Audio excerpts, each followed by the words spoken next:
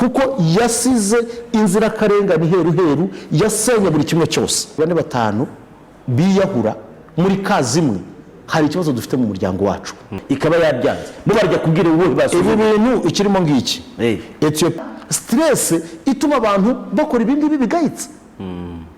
Ejo bundi uzabona umugore wabaye stress akata ubugabo amurangiza mutwike, uzabona umugabo wabaye stress akora ibindi bigayitse. Angel Kensi imfura yacu muri studio turi kumwe na Angilbert Mutabaruka, mwene Mutabaruka. Le bonjour. Ça va? Ça va. All right. Nibyo rongo ko hanyuma we bimeze biti? Nangiye ibyo nta kibazo. Nta kindi kibazo wifuza kumbaza mbere ko tujya mu bindi. Ibibazo byo ndakubaza byinshi. Okay. Ariko bigarisha cyane kuba byabaye. All right. Ndibya ko tuza gutinda cyane ku ngingo twabonye yo kwiyahura, ariko si yo gusa tuvuga. Nose buriya bira nibyo ni hirya no hino ku isi mu kwiyahura. Ya, hirya no hino ku isi. Cyangwa ni mu Rwanda no ku isi. Hirya hino ni hano. Hirya ubwo niyo hakurya. Okay. Ubwo rero nibyo turaza kugenda twibandaho cyane, ariko twahera wenda nko muri Ethiopia.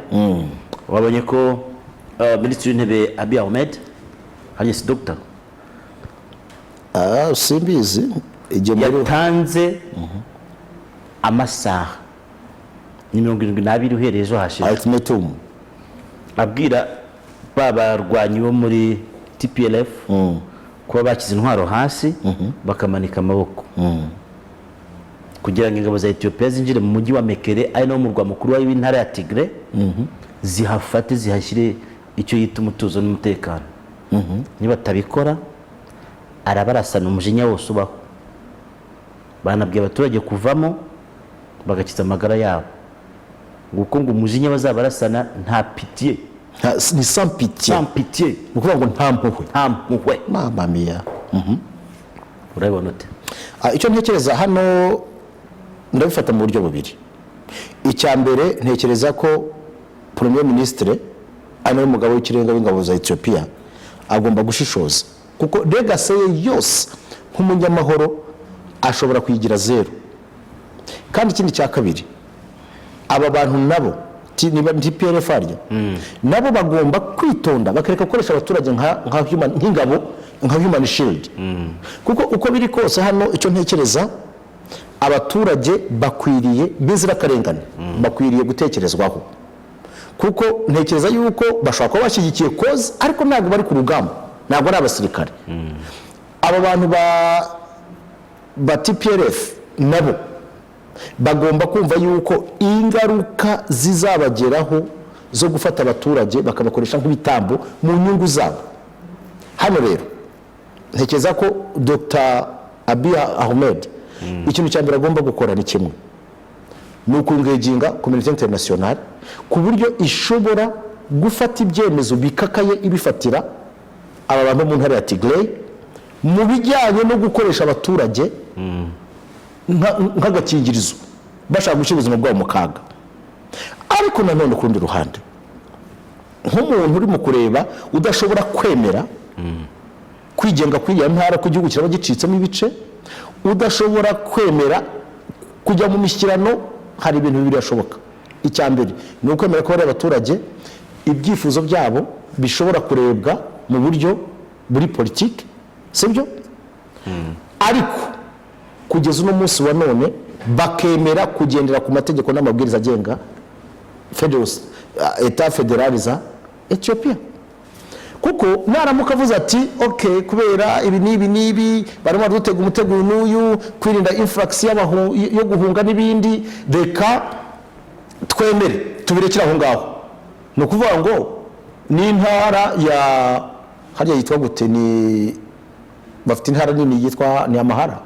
Hari Amahara ndetse n'abatigreje ejo bundi bayirashemo. Reka tweme intara ya Amahara kuvuga ati niyo nini muri Ethiopia, bakavuga ngo noneho nayo izashaka kwigenga. Usanga Ethiopia isigaye ubwayo nta hantu iri. Reka ntabwo urugero rwa hafi, muribuka neza intara ya Biafra ishaka kwiyomora kuri Nigeria ibyabaye, kuko byenda byibuka yuko barababwiye bati rwose ibyo bintu ni mubireke. Intara ya Biafra iranga ko yari ishyigikiye n'Ubufaransa. Ewana igihugu cya Nigeria cyarashe intara ya Biafra kititaye ku kintu icyo ari cyo cyose kugeza igihe uwari umugaba w'ingabo niba ari koroneri nde atabwa muri yombi. Ibi nabyo bishobora kutwereka isura y'ibyabereye muri Biafra, nubwo abantu bose batishimiye iriya ntsinzi ya Nigeria muri Biafra kuko yasize inzirakarengane heru yasenya buri kimwe cyose. Ntekereza yuko n'abantu bakunda intara ya Tigray nibumve yuko kwigenga kw'intara yabo ni byiza, ariko igomba kuba intara ifite ubuzima, kuko nibasenya iriya ntara sibyo nibatekereze mu nyungu z'abaturage n'inyungu z'ubutaka bwabibarutse bwahariye. Ibi rero birasaba ubwenge, birasaba umutima nama kurusha kwiringira imbaraga n'ibitwara. Ariko icyo mbona cyo nuko Ethiopia ntabwo iri backing down, iraza kubarasa. Dutegereze filime gusa, ariko Ethiopia irabarasa ibyo ndabikubwiye.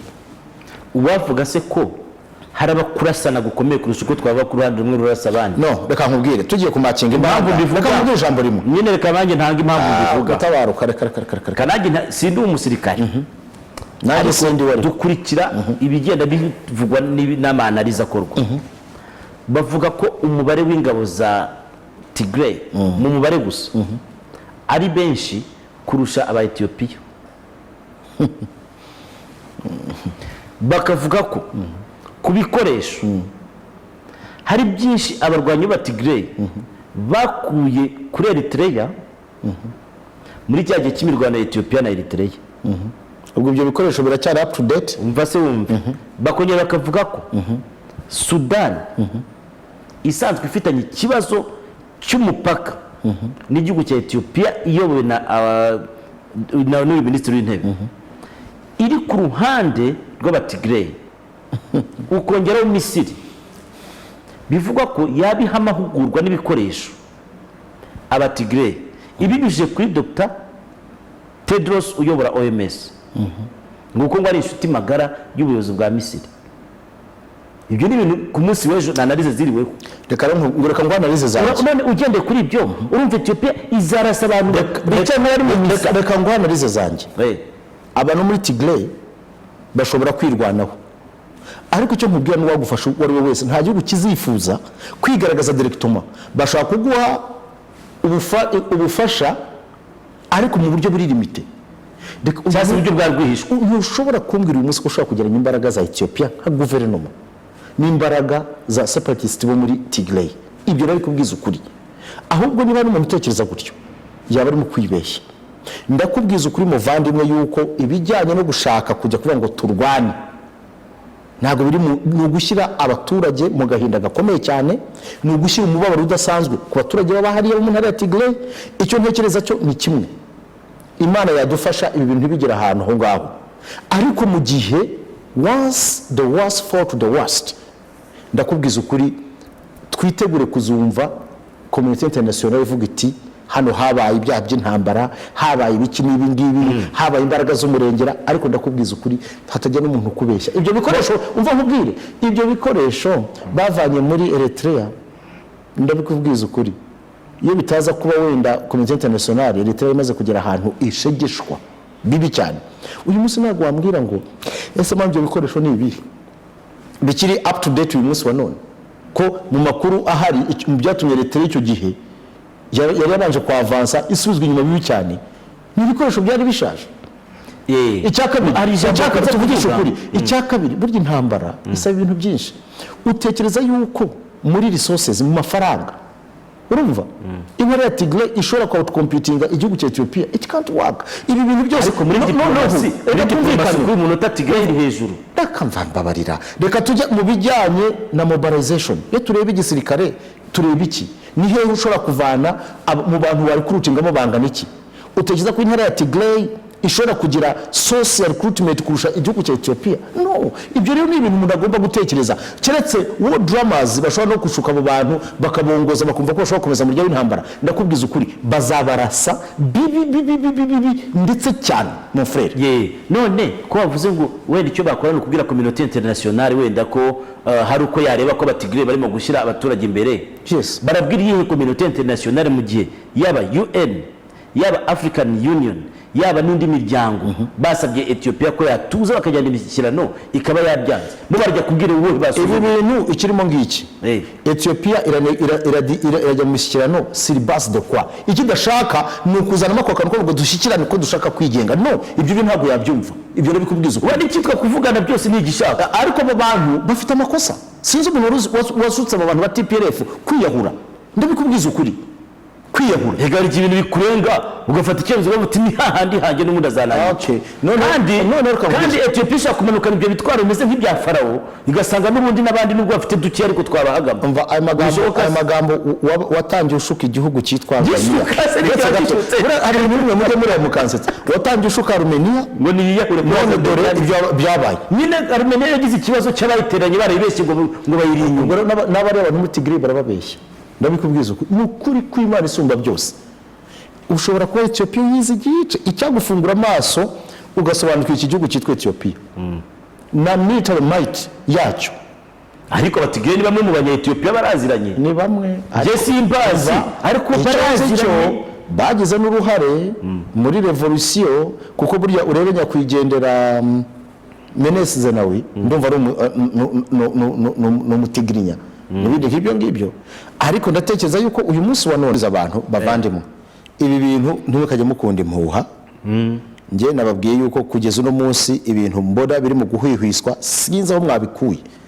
uyu munsi wa none umuvugizi wa Gasogi United Football Club nikakoza nkuriza Charles wicaye hano muri studio ushobora kubivuga mukabyumva umuvugizi wungirije ni bwana Angilbert Mutabaruka perezida w'abafana ba Gasogi urubambye mu Rwanda no ku isi yose ubwo rero byo muvuga ngo umutoza Kasango yirukanywe ninde wamwirukanye nimwe bwo mwamwirukanye mwabanyamakuru mwe wenda so please ko nta n'umuntu ushinzwe kumahana igihe cyose ibyo ariko nta nubwo ari ibintu byo kuvuga ngo mutubwire none mu gihe tutabibabwiye ntabwo bihari rero period hanyuma mutabuza n'umukozi w'Imana kwitegurira gahunda ze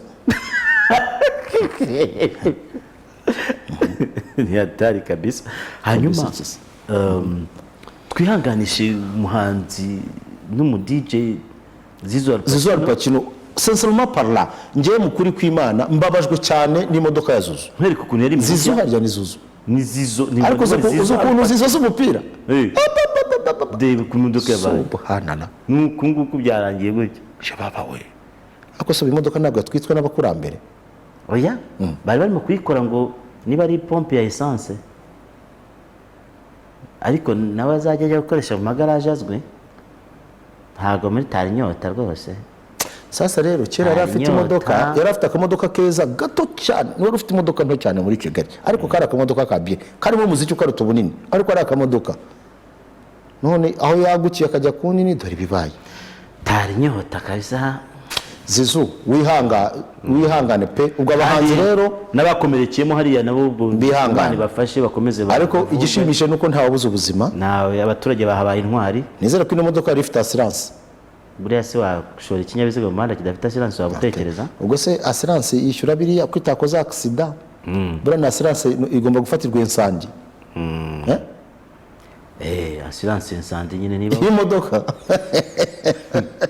bitabaye byo waba uri sasa rero ndashaka dufunguze uburyo tugomba gufasha Zizu ntabwo twifuza kubona Zizu agenda n'amaguru tumushakira imodoka mu bahanzi yateje imbere mwese mwishyire hamwe mu mushakira imodoka sibyo cyangwa mu mutize muzo mwaparitse abagendamo yes ngiye kubwira udukuru tubiri ntunce intege Igatsibo umugabo yiyahuye nyuma yo kwita umugore we amushinja kumuca inyuma ni umugabo mu karere ka Gatsibo mu murenge wa Gitoki ukekwaho gukubita umugore n'abana be hanyuma akimanika mu mugozi agapfa aho bivugwa ko yabitewe nuko ngo umugore we yajyaga amuca inyuma ibi byabe mu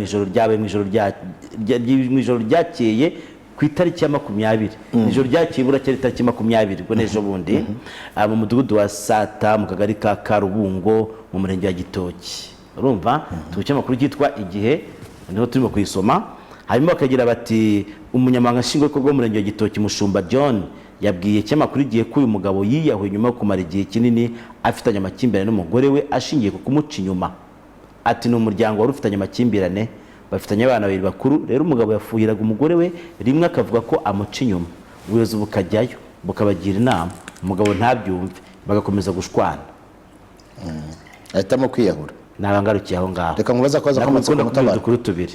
ako ni kamwe, Reka nkubwiye n'akandi. mbwira n'akandi. Burera ubwo tuvuye mu ntara y'Iburasirazuba tugeze mu ntara y'Amajyaruguru. Birakekwa ko umwarimu yiyahuye biturutse ku makimbirane yari afitanye n'umugore we. Umugabo witwa Twizerimana Innocent w'imyaka 40 wari umwarimu mu karere ka Burera mu murenge wa Rusarabuye akagari Kandago mu mpera z'icyumweru gishize. Ni iki ngiki yiyahuye akoresheje umuti wica imbeba. Birakekwa ko intandaro yaba ari amakimbirane yari afitanye n'umugore, urumva amakimbirane yari afitanye n'umugore we ashingiye n'ubundi ku gucana inyuma. Urabona ko mwarimu n'ibidanago byari bihari. Bidanago ngibiri ariko biri kumwe n'uducupa turimo ibintu byica. Urumva? Ngo ni umugore bashakanye w'imyaka 30. Turabe iyo letre. Bindabigeraho. N'ubutumwa yasize ati ndashimira abafashije kugira ngo kandi yabyanditse mu nyuguti nkuru kugira ngo batazagira uwibeshya ku myandikire. Ndashimira abafashije kugira ngo tugire amahoro kandi bahangayikishijwe nuko twabanaga nabi. Icya kabiri ndanenga abafashije gusenya uru rugo kuva rwabaho. Icya gatatu nagerageje guha agaciro indahiro y'isezerana ryacu ariko byaranze. Icya kane ndagira inama abakiri bato kutihutira gushinga ingo uko biboneye. Icya gatanu umugore atunganirwe amahoro y'Imana bavandimwe. Ntabwo ariyo gusa ari n'indi. Icya gatandatu abana muzabamfashirize batazabaho uko narimbayeho. Icya karindwi sabye imbabazi uwo naba narahemukiye wese haba ku mutima no ku mubiri. Icya karindwi narasebye bihagije haba imbere y'Imana imbere y'abantu sinkikwiye kwitwa umwana w'Imana. Icya munani imyenda bambereyemo. Ikibina ku gahenerezo kiyobowe na Byuma 2025 ukongeraho igikombe. Ihema riri kwa Rosoveri. Ntari yaje ubwo niba ari konvertiseri y'30,000. Computer n'umugozi zamura she baragafite. Urumva? Hanyuma turacyakomeza abo mbereyemo imyenda bari bamubereyemo imyenda. Hari Emmanuel yamuhanaguye w'amafaranga 500. Yosefu kumubuga icyabiri dufatanye mubuga 11,500. Ni bari fin janvier 2021 nubwo agombaga ari kuzayishyura. Umuryango 2,500 bari barabaze nabi. Hari aho nari narishyuye 11,000 babare 1,000 gusa. Voir igitabo Emmanuel yandikagamo ubona icyo bazarebamo. Hanyuma ahandi Kadoma 1,000 uzaba 2,000 zamuka Kazungu Viateur 200 amahoro Benilde nkugiyemo umwenda cyo kimwe na Bruno na Rene ariko nta kundi mwihangane. Icya 10 ubwo ni ibindi kureba ubuyobozi bunyuranye uko bwagiye bukemura ibibazo byacu.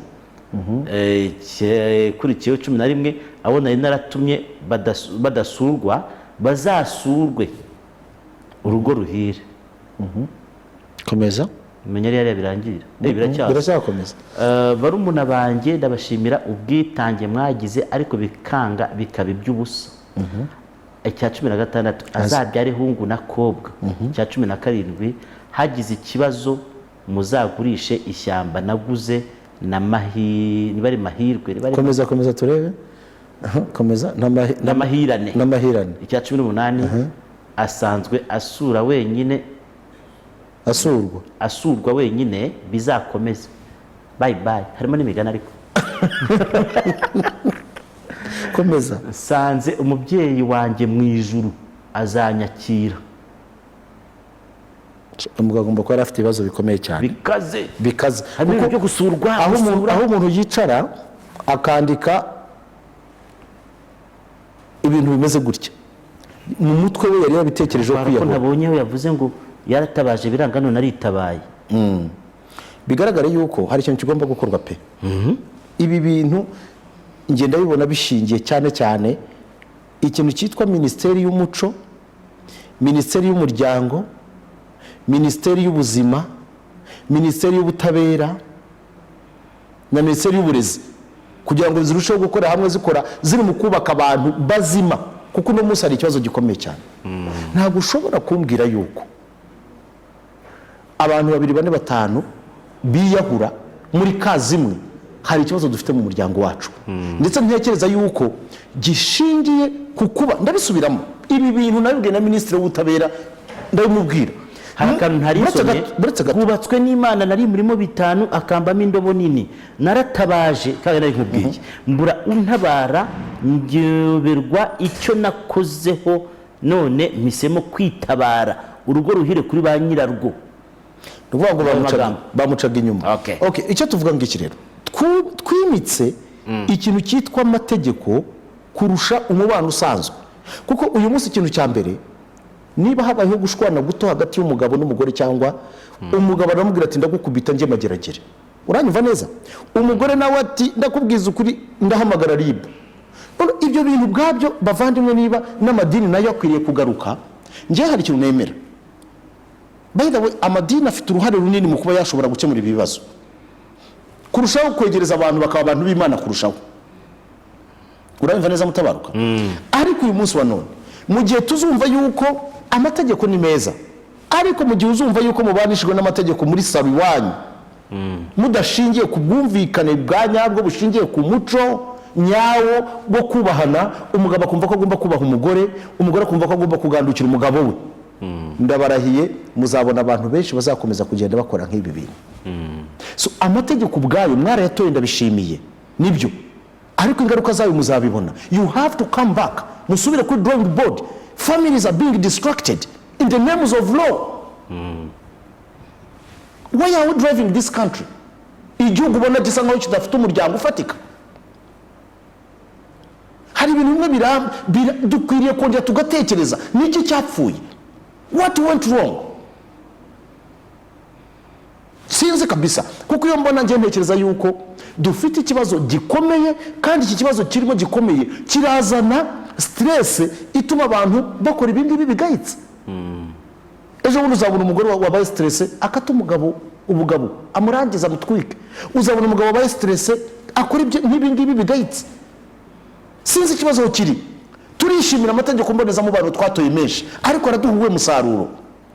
Kuki mutabona yuko hakenewe ikintu kigomba gukorwa in the names of family protection and the rectification of what went wrong? Niba mubona ko tugomba kubaho tukajyaho twishimira amategeko ashobora kuzana ibibazo nk'ibi ngibi, ntidusubire ku cyatuma twongera kuba abantu, simvuze mu nyuve neza, simvuze ngo tureke amategeko, ariko what's wrong? Uyu munsi wa none mu kanwa k'abagabo, ndabivuga nk'umugabo, mu kanwa k'abagabo harimo kuvuga bati ntacyo, ndi tayari, ngomba kujya gufungwa kubera umugore. Mu kanwa k'abagore nako harimo kati ndakuzanira RIB, ariko RIB ni data bukwe, RIB ni padiri wadusezeranyije, RIB ni pasteri. What are we talking about, guys? We should refresh our minds. Ngiye iki kintu ndashaka icyamumugisha nk'icya na Minister wa Justice hano na Minister w'umuryango n'abandi, nibura tukaganira what niki ikibazo kiri hehe, ko mubona ibi bintu bigiye kuba complicated. Nemera yuko ndashaka noneho n'involving n'abakozi b'Imana, ntekereza ko mwataye inshingano ubu ngubu cyane cyane burya mwajyaga mufasha.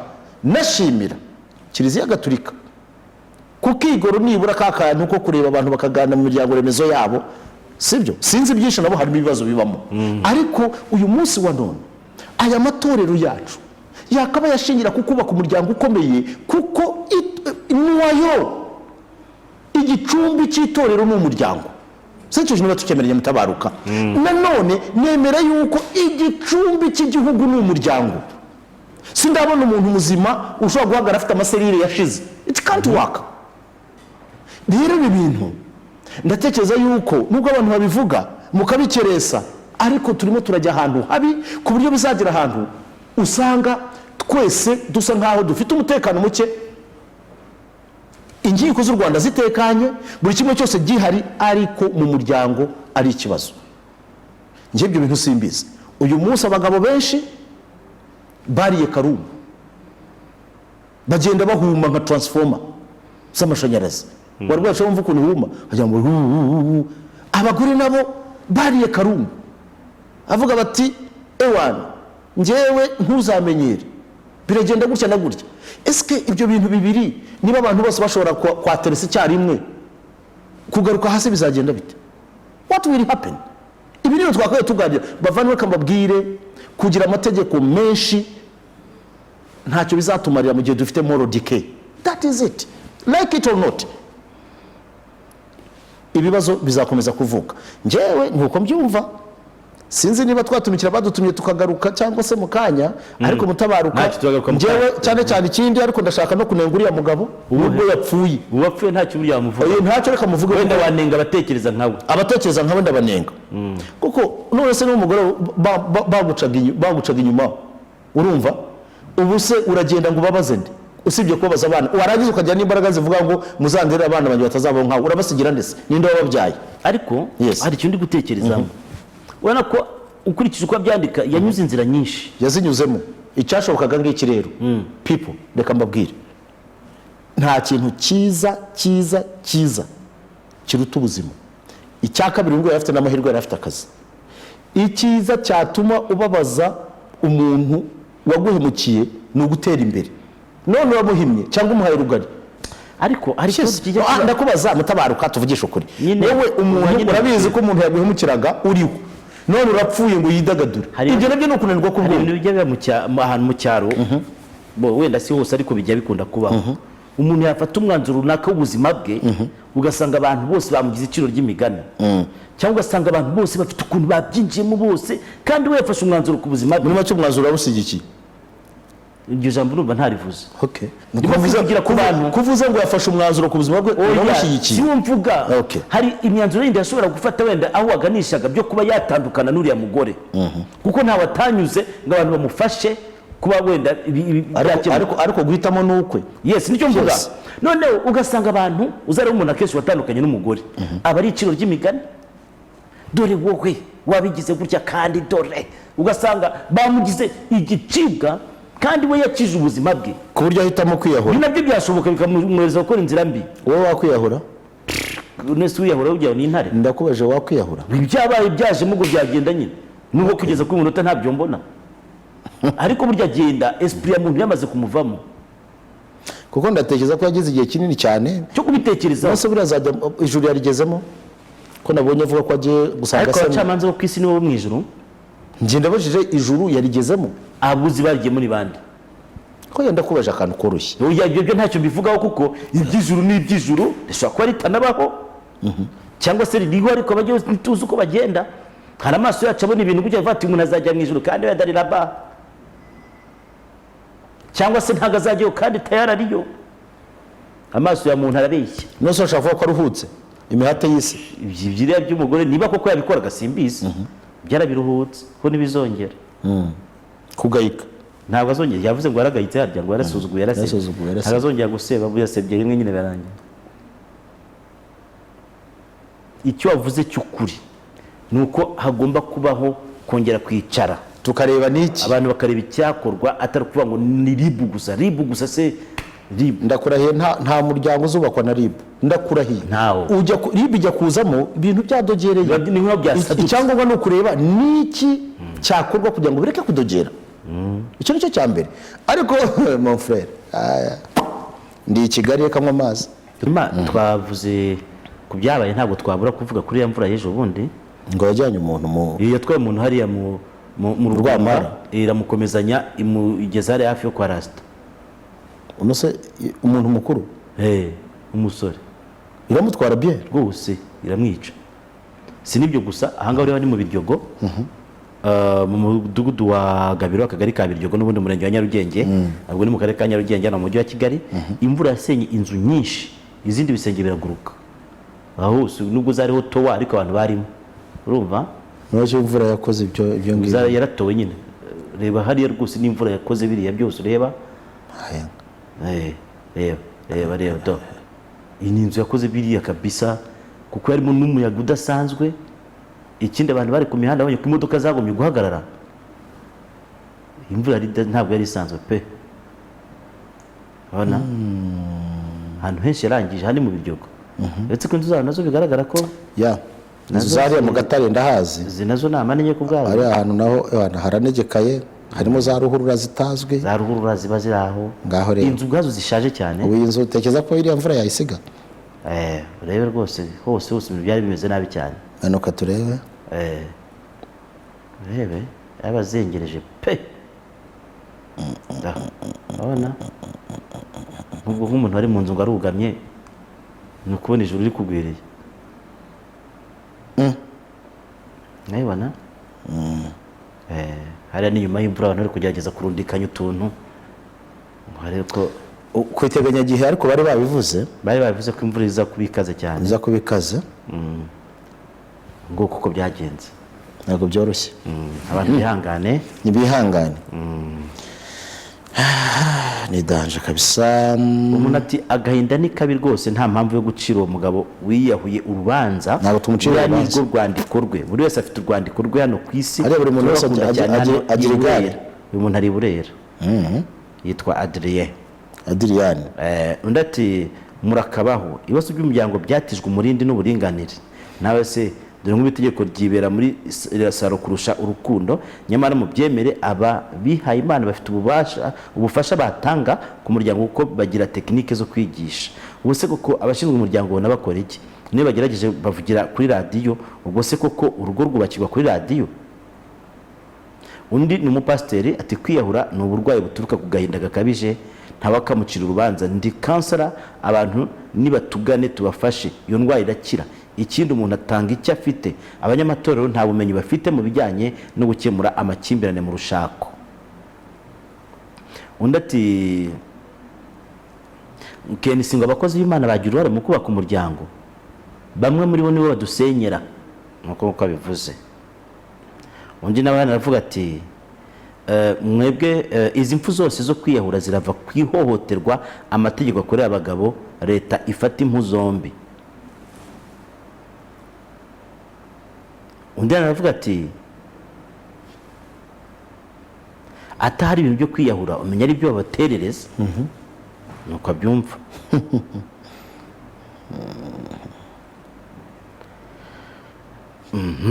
Undi aravuga ati mwaramutse mungiye inama. Ni birebire inama yewe ni y'amasambu y'umuryango, ubwo si birebire. Amasambu y'umuryango, isambu y'umuryango ngo ni birebire. Undi ati ndumva ayo magambo nyakwigendera yasize avuze ni hatari, gusa biragaragara ko yatabaje kenshi abura uwamwumva, none ahisemo kwigira kwa Jambo. Ni Ferdinand w'Ikibari. Ariko rero ntabwo ibya nyakwigendera ni birebire byo niyiruhukire nyine. Ubwo byo byarangiye neza cyane, ariko ibintu ni umuco mubi kandi ibintu byo kwiyahura birandura. Hari n'undi ushobora kubira akavuga ati ariko ko nyakwigendera se yanditse akigendera. Kuko twaheruka kubona umukobwa wanditse wahandi wahariya hakurya kwa Makuza. Urabyibuka? Yego. Kandi nawe ngira ngo byari ibintu by'urukundo. Urumva? Ntabwo ibintu biba byoroshye, ibintu by'urukundo birakaza cyane kabisa. Ahubwo ndashaka nkoza akazo k'amatsiko kandi ubwiza ukuri. Wakwiyahura? Njye ntabwo nakwiyahura, cyeka banyahuye hari. Cyiko banyahura ariko ntabwo wakwiyahura. Byaba habaye azoryo jambo ngo yiyahuye, si kuko habaye isiki. Undi ati isi irarushaho kuryohera bamwe abandi ikababihira. Urabona ati umuntu isi ibereye mbi iyo atihanganye agomba kwiyahura pe, ariko mureke dukizwe tumenye Imana, biduha kwirengagiza ibibazo bikadutera kwihanganira ibitugerageza.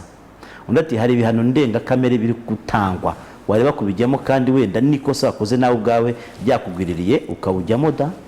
Undi ati ni amakimbirane mu miryango abantu babana nayo ntibayashyire hanze ngo bagirwe inama cyangwa bayakemure, yabarenga bagahitamo kwiyahura nuko babyumva, nuko mbyumva. Undi ati byose bizabazwe uwakwiyeho ishami rya psychologie clinique muri kaminuza. Yavuyeho se? Buriya bifite amakuru. undi ati n'ubuyobozi butadukemurira ibibazo uko bikwiye bukaguma kurenzaho bityo bugakurura amakimbirane y'indengakamere abifitemo uruhare. Undi ati inyigisho zigishwa ingo kuri ubu zabaye nyinshi kugeza ubwo abantu byabacanze bakabura ibizima kuruta ibindi bahitamo. Urebye ibyo amadini yigisha kuri ubu ubundi ari nabyo byagakwiye kuba biri effective, ukabigeranya n'ibyo amategeko yigisha wa muntu we, ukabigeranya nanone n'ibyo sosiyete nyarwanda cyangwa umuryango wigisha umuntu, usangamo ibivuguruzanya byinshi bikabije. Undi ati ndababwiza ukuri stress abantu bagendana zirakabije pe. Ikimenyetso cya mbere cy'uko umuntu afite stress ni inzozi bararamo barota ibibazo biri hanze aha bizakomeza kurikora pe, ntabwo bikibasha gukwira mu mutwe w'umuntu. Hari message no kuri Facebook live dushobora kureba zimwe na zimwe ko hari abantu bagiye sinzi nazo wasomye. Abantu witwa Frank avuga ati mutubwire ku buryo kubyo Kangondo ya mbere n'iya kabiri. Witwa Frank atubakeneye ubuvugizi, ubwo akavuga ati mwaramutse ibyo Kenisi arimo avuga nibyo, ati mwibuke ibihugu byari bishyigikiye inyeshyamba za FRN zirwanya u Rwanda, atariko ntibyaboroheye. Navuga ibyango bya Ethiopia. Ubwo akavuga ati amajwi tubihirije, sinzi icyo avugaga, amajwi yanyu ntiyumvikana neza rwose, mukomereza aho ngaho ngira ngo ni kuri Facebook. Anyway, ibyo runguko ngira ngo dushoreje hano nta cyawo byabitwaye. Kabisa reka dusoreze aha ngaha. Mukomeze mugire ibihe byiza.